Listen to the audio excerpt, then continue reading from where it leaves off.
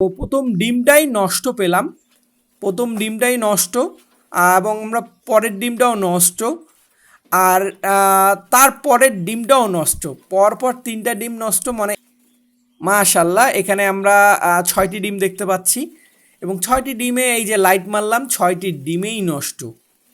এই যে এই যে একটা ডিম, এই একটা ডিম মাত্র পাইলাম যেটা ভালো, অর্থাৎ ভিতরে বাচ্চা আছে। এই যে সেই একমাত্র ডিম হচ্ছে এইটা, যেটা ডিম জমছে, আর বাকি সব ডিম নষ্ট। ভিতরে কতগুলো হচ্ছে নেস্টিং মেটেরিয়াল নিয়ে গেছে, আপনারা ভাবতে পাচ্ছেন যে কি পরিমাণে নেস্টিং মেটেরিয়াল একটা বক্স থেকে বের হইলো। অবাক হওয়ার কিছু নাই। আমার মনে হয় এখানে অলরেডি 3টা বক্সের মধ্যে এরা প্রায় 20 থেকে 30টা প্যাকেট নিয়ে গেছে। দেখেন একটা করে বক্স থেকে কতগুলো করে নেস্টিং মেটেরিয়াল বের হচ্ছে। আর এতগুলো ডিম চেক করার পরেও এই দেখেন আমরা এই যে ভিতরে ভিতরে আরও অনেক ডিম পাচ্ছি। দেখেন এই সবগুলো নষ্ট ডিম হয়ে গেল। মনটা একটু হলেও খারাপ লাগতেছে। যদি এগুলো থেকে ডিম নষ্ট না হয়ে বাচ্চা ফুটে বের হতো তাহলে দেখেন দেখতে কতটা না সুন্দর লাগতো। আসসালামু আলাইকুম, আপনারা সবাই কেমন আছেন? আপনারা দেখছেন আপনাদের পছন্দের এবং ভালোবাসার চ্যানেল বার্ডস অফ ভিলেজ। আর আমার হাতে একটি লাইট দেখতে পাচ্ছেন, আর এই লাইটটি আসলে কি কাজের একটু পরে বুঝতে পারবেন। আর আমরা হচ্ছে আমাদের সবচেয়ে সুন্দর জায়গা এবং পছন্দের জায়গা দেখতে, যে অপূরূপ সুন্দর হয়, সেই জাবা পাখির কলোনিতে ঢুকতে যাচ্ছি।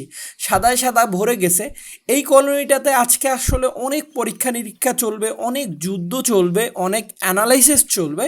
তো আসলে এই সবগুলো দেখার জন্য কিন্তু আপনাদেরকে প্রথম থেকে শেষ পর্যন্ত ভিডিওটা দেখতে হবে। তো প্রথমত হচ্ছে আমরা এই বক্সটার ডিমগুলো চেক করব। দেখেন এই বক্সটাতে কি অবস্থা।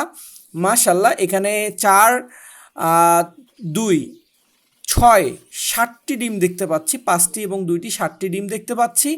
এবং এইটার মধ্যে দেখতে পাচ্ছি আমরা বেশ অনেকগুলো ডিম।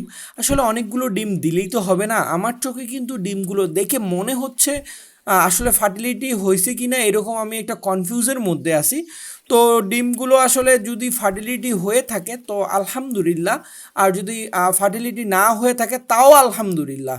কারণ সফলতা ব্যর্থতা দুটোই থাকে প্রতিটা কাজের ক্ষেত্রে। তো এই জন্য আসলে আমরা আজকে ডিমগুলো চেক করব। এই যে দেখেন একটা ডিম দেখতে পাচ্ছি। এবং আমরা এই কলোনিতে এখন পর্যন্ত পুরা সিজন গেল একদিনও রেস্ট দেইনি। তো প্রতিটা জিনিসের কিন্তু রেস্টের প্রয়োজন আছে। মাশাল্লাহ এখানেও আমরা হচ্ছে 5টি ডিম দেখতে পাচ্ছি। তো প্রতিটা জিনিসের রেস্টের দরকার আছে। একটা যদি মেশিন চলে অর্থাৎ 24 ঘন্টার মধ্যে 6 ঘন্টা অ্যাটলিস্ট রেস্ট রাখা উচিত। তো সেই রকম আমাদের এই পাখিগুলো পুরো রোবট পাখি। কিন্তু আমরা বলতেছিলাম বারবার, ককটেল পাখির পরে আমরা আমাদের এবিআরে আরেকটি রোবট পাখি পেয়েছি, সেটা হচ্ছে জাওয়া পাখি।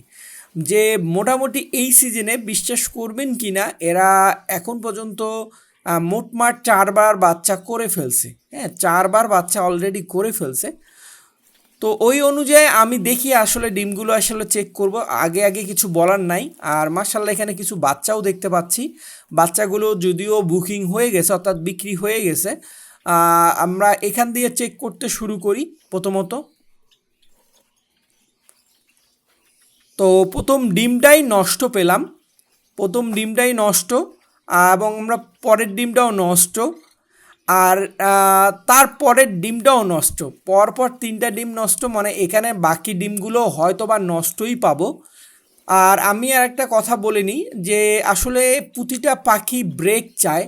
আর আমরা কিন্তু আমাদের পাখিদের ডিম ফার্টিলিটি করার জন্য এক্সট্রাভাবে কোনো ঔষধ প্রয়োগ করি না। এদেরকে একদম ফ্রি করে দেওয়া, একদম ফ্রি। কারণতে এরা ন্যাচারালভাবে যেটা ব্রিড করে ফার্টিলিটি নিয়ে আসবে এরকম দিয়ে থাকি। তা বাদিত আমরা প্রাকৃতিকভাবে যেমন আমাদের গ্রিট, সফটফুড পাউডার, হ্যাঁ এগুলো ব্যবহার করি। জাবা পাখি এগুলো অনেক পছন্দ করে খেতে। তো এই যে আমরা দেখলাম এখানে যে কটা ডিম দেখতে পাচ্ছি, এখানে আমরা যে কয়টা ডিম দেখতে পাচ্ছি সব কটা ডিমেই নষ্ট। হ্যাঁ, প্রথম কয়টা ডিমেই নষ্ট পাইলাম, একটা ডিমও জমে নেই। একটা অবাক কাণ্ড। জানি না আরও কতগুলো নষ্ট পাবো। মাশাল্লাহ এখানে আমরা 6টি ডিম দেখতে পাচ্ছি এবং 6টি ডিমে এই যে লাইট মারলাম 6টি ডিমেই নষ্ট। আসলে একটা কথা বলবো, সফলতা ব্যর্থতা থাকবেই। এই আরেকটা ডিম মিস করছিলাম, সেই ডিমটাও নষ্ট। আর আমি নিজেও ভাবতে পারছি না যে এতগুলো ডিম নষ্ট বের হবে কিভাবে। আসলে এই পাখিগুলো বললাম তো 4বার ব্রিড করছে, এইবার ওরা নিজে থেকে ব্রেকে চলে গেছে, একদম ব্রেকে চলে গেছে, যার কারণে ডিমগুলো ফার্টিলিটি হয়নি। আর মোটামুটি এখনকার আবহাওয়াটাও মোটামুটি গরম পড়তে শুরু করছে। জাওয়া পাখি সাধারণত গরমের পাখি না, জাওয়া পাখিগুলো ঠান্ডাতে এরা অনেক ভালো রেজাল্ট করে, আর ঠান্ডার টাইমে কিন্তু এরা ভালো থাকে। আর অতিরিক্ত গরমে এই যে দেখেন এই সবগুলো ডিম নষ্ট বের হইলো, ভাবা যায় যে কতগুলো ডিম নষ্ট হয়েছে। তারপরে আমাদের এই যে এইটার ডিম নষ্ট, একটা ডিমও কি জমা ডিম পাবো না আমরা, সেই উদ্দেশ্যে আমরা খুঁজে বের হচ্ছি একটা প্রাণও যদি পাওয়া যায়। মনটা একটু হলেও খারাপ লাগতেছে, তারপরেও কিছু করার নাই, আসলে এইটাই বাস্তবতা।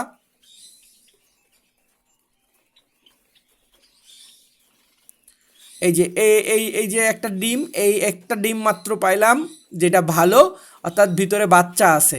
এই যে সেই একমাত্র ডিম হচ্ছে এইটা, যেটা ডিম জমছে, আর বাকি সব ডিম নষ্ট।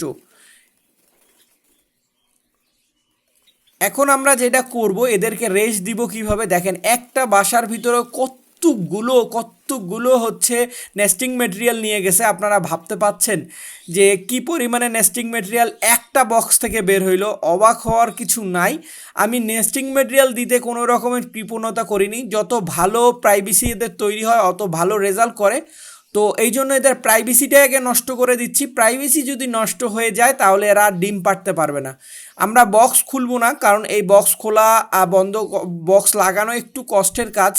এই জন্য আমরা হচ্ছে বক্সগুলো একদম ক্লিন করে দিচ্ছি। ক্লিন করে দিয়ে দেখা গেল যে আমরা 7 দিন বা 10 দিন বা 15 দিন বা 1 মাস পর এদের নেস্টিং ম্যাটেরিয়াল দিব, তখন এরা বাসা তৈরি করবে, দেন তারপরে ডিম পারবে। এইটা হচ্ছে জাবার কলোনিতে যারা পাখি পালন করেন, এটা হচ্ছে একটা টেকটিস, যে আপনাদেরকে কষ্ট করে বক্স খোলা লাগা করতে হবে না। হ্যাঁ, আপনি বক্স অবশ্যই পরিষ্কার করে দিবেন, কিন্তু একদম যে খুলতে হবে। দেখেন এই কয়টা বক্স থেকে কতগুলো নেস্টিং ম্যাটেরিয়াল বের হইলো, দেখেন অবাক হওয়ার কিছু নাই। মানে মিনিমাম এখানে আমরা যে নেস্টিং ম্যাটেরিয়ালের প্যাকেটগুলো সেল করি সেই অনুযায়ী আমার মনে হয় এখানে অলরেডি 3টা বক্সের মধ্যে এরা প্রায় 20 থেকে 30টা প্যাকেট নিয়ে গেছে। দেখেন একটা করে বক্স থেকে কতগুলো করে নেস্টিং ম্যাটেরিয়াল বের হচ্ছে। তো এইটাই হচ্ছে একটা ট্যাকটিস বা আপনার শিক্ষণীয়, যে আপনারা কিভাবে জাবার কলোনিতে রেস্ট দিবেন। এইভাবে খুলে দিলেই হবে, বক্স খোলার কোনো প্রয়োজন নাই। আর যারা খাঁচায় পালন করেন তাদের তো আসলে একটা বক্স খুলে দেওয়া কোনো ব্যাপার না, কলোনিতে একটু কষ্টের কাজ হয়ে যায়। আর আমরা অবশ্যই বক্সগুলো ক্লিন করে দিব এবং হচ্ছে সুন্দরভাবে জীবাণুনাশক স্প্রে করে দিব। আর আমরা নেস্টিং ম্যাটেরিয়াল আবারও নতুন করে দিব, এইগুলো আর দিব না, এগুলো ফেলাই দিব।